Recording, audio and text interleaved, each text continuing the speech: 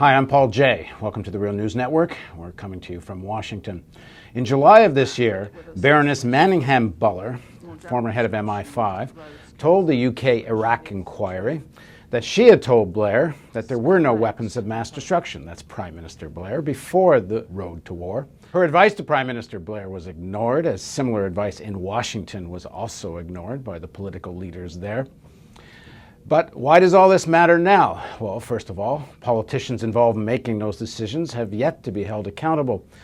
But perhaps even more importantly, are we seeing the same thing all over again when it comes to the issue of a nuclear program in Iran? Well, that's the question raised by our guest. Joining us again now is David Gardner. David is the Foreign Affairs Editor for the Financial Times in London. He's author of the book Last Chance, The Middle East in the Balance, published in 2009. Thanks for joining us again, David. So talk a bit about this issue of, are we seeing this again? That means, are we seeing either fabrication of evidence or misuse of fragmentary evidence to create some kind of rationale for war? Do you think that's what's happening? Well, I have absolutely no evidence for the fabrication of evidence. What is perceptible, it seems to me, though, is a ratcheting up of the intelligence case vis-a-vis Iran without really the introduction of any substantially new information that I can see. I began to notice this, I think, maybe in February this year, with the change in leadership at the International Atomic Energy Agency, the UN nuclear watchdog, after El-Baradei left. They produced a report which was fairly combative and came fairly close to accusing the Iranians of operating a covert nuclear weapons program.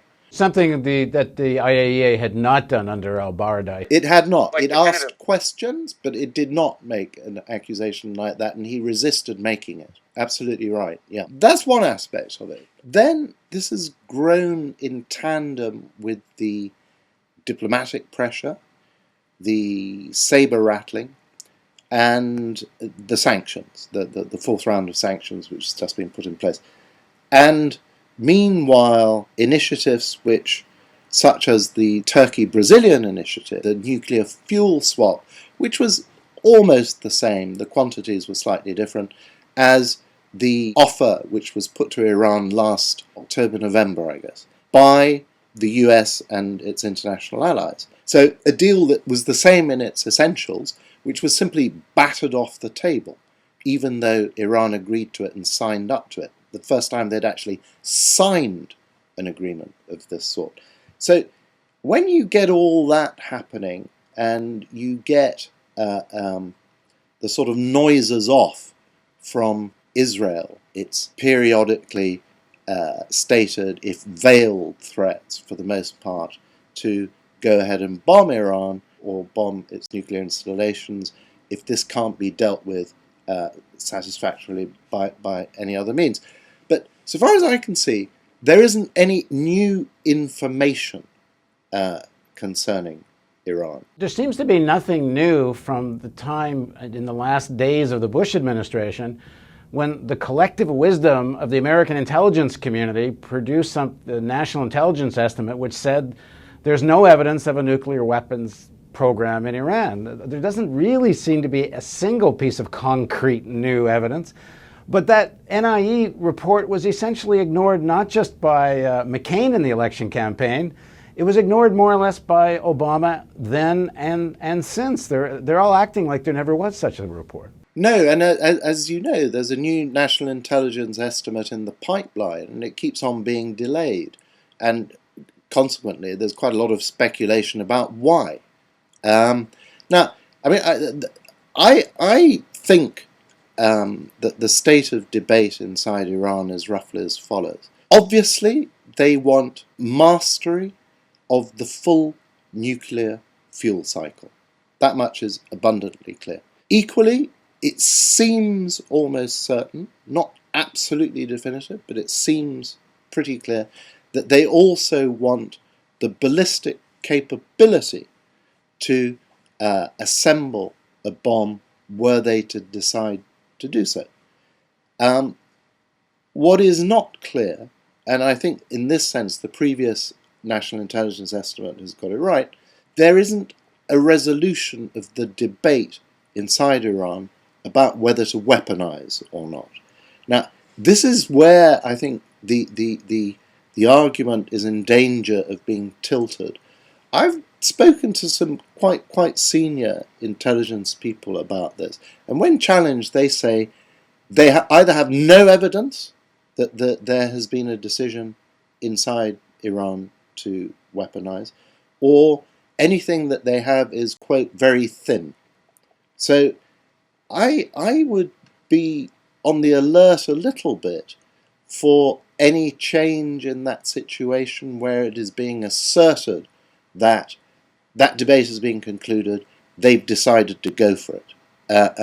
Because in the sort of hyperbole and the rhetoric surrounding all this, which is admittedly stoked often by the sort of breast-beating activities of people like President Ahmadinejad in Iran, this curious mixture of sort of victimhood and arrogance that he and others in that regime display, blurring the line between deterrence and belligerence all the time, and spooking people. So, you know, they help this a lot. But on our side, I mean, this subtle sort of ratcheting up of the language used to describe a situation which in its essentials, so far as I can see, hasn't actually changed. To what extent do your sources give you the sense that Israel's threats about bombing Iran and the various, the Republicans here in Washington last month or a couple of months ago actually tried to pass a resolution through Congress supporting Israel's right to defend itself, including bombing Iran to prevent the nuclear program. I mean, to what extent do you think this is more a war of words, both serving each own's domestic audience, meaning Israel and Iran? I mean, it's very good to have the external threat for Ahmadinejad, to talk about him standing up for Iran's sovereign dignity and so on. And it's also pretty good for the Israeli elite, especially the right in power right now, to have the existentialist threat of Iran. Or do you think this, or are they actually serious about some kind of military option here? I think that Israel is serious about the option. Yes. Yes, I do. And you're absolutely right. I mean, this phony war, this war of words, this, you know, slinging around of threats, is actually quite useful to people like Ahmadinejad. It enables him to circle the wagons and sort of cow into submission his own opposition, because otherwise they could be presented as traitors at a time of, you know, national emergency and so on. And that's really unhelpful if you would like to see some form of political change and reform in Iran. But no, to go back to your core question, do I think Israel is capable of doing it? I would have thought personally that the chances of them doing it are slightly better than 50-50.